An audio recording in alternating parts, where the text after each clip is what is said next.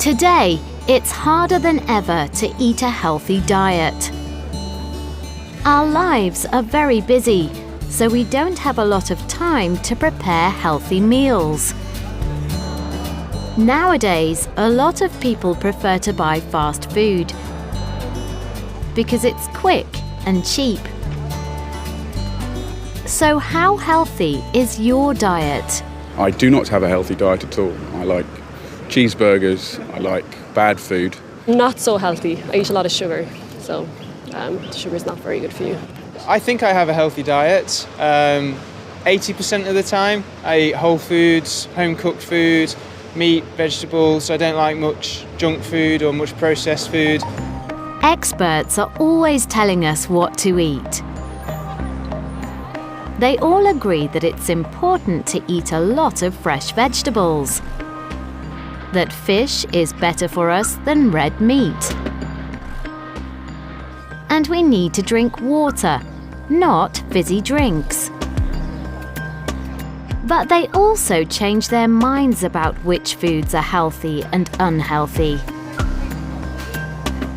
For a long time, scientists told us that foods high in fat, like butter and cheese, were unhealthy.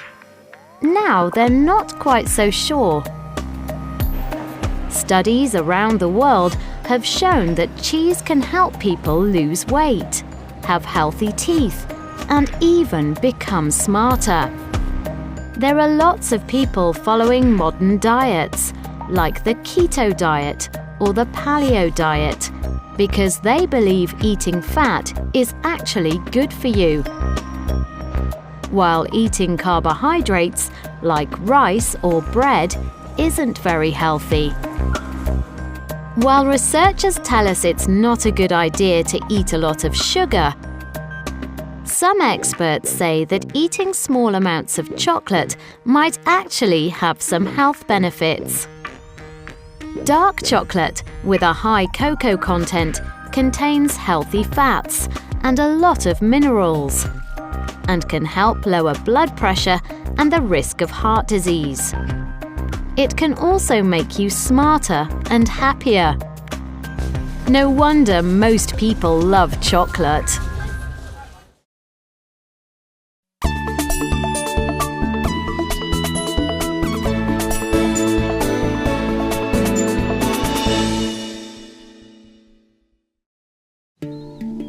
When you think about somewhere that's famous for its chocolate, you might think of Switzerland. In Switzerland, people eat more chocolate per person than anywhere else in the world. Just over 9 kilograms a year. The story of chocolate probably started over 2,500 years ago in Central America. The ancient Mayans and Aztecs used cocoa beans mixed with some water and spices to make a special drink. They didn't have any sugar, so the drink wasn't sweet. Spanish explorers first brought cocoa beans to Europe about 500 years ago. But it wasn't until around 170 years ago that a British company started making solid chocolate bars. Now, our shops are full of thousands of different chocolate products. Some of the most famous chocolate makers, like Lindt, are Swiss. The Lindt company is over 170 years old. At their factory in Zurich, the master chocolatiers can still make chocolate by hand. The process of making chocolate is very similar, whether you make it by hand or in a factory. The chocolatiers choose the best cocoa beans. Most cocoa beans grow in Western Africa. First, they roast the beans. This gives the beans their flavor. Then they remove the shells.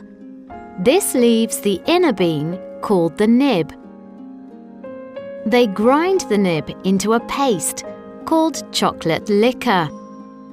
Then they add other ingredients like cocoa butter, a bit of milk powder, some sugar, and a little vanilla.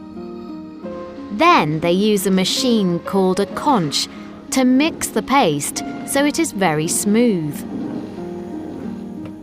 Once they've mixed the chocolate, they pour it into molds. Sometimes they add other ingredients, such as nuts, orange, or even special rose petals.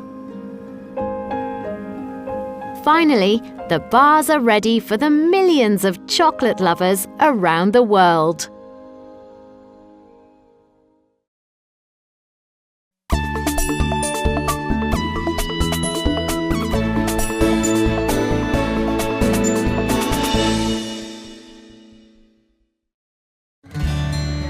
Cheese is older than recorded history. No one knows who invented it. It probably happened by accident.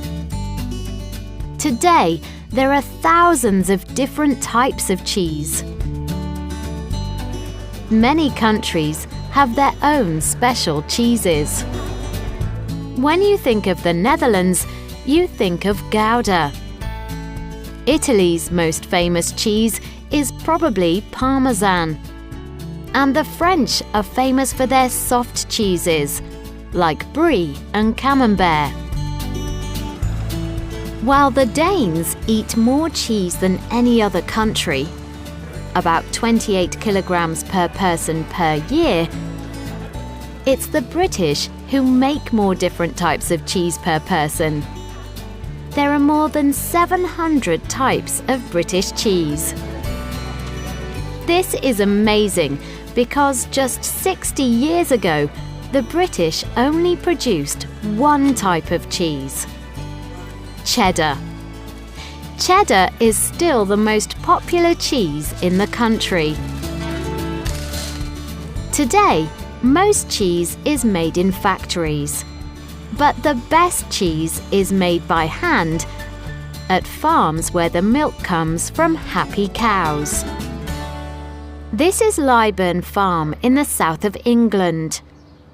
The farm is a family-run business and it makes award-winning cheese. At 6 a.m., they milk their own cows. They heat and then cool the milk to 28 degrees. Then the cheesemaker adds something called rennet. The rennet makes the milk solid. Then they cut it.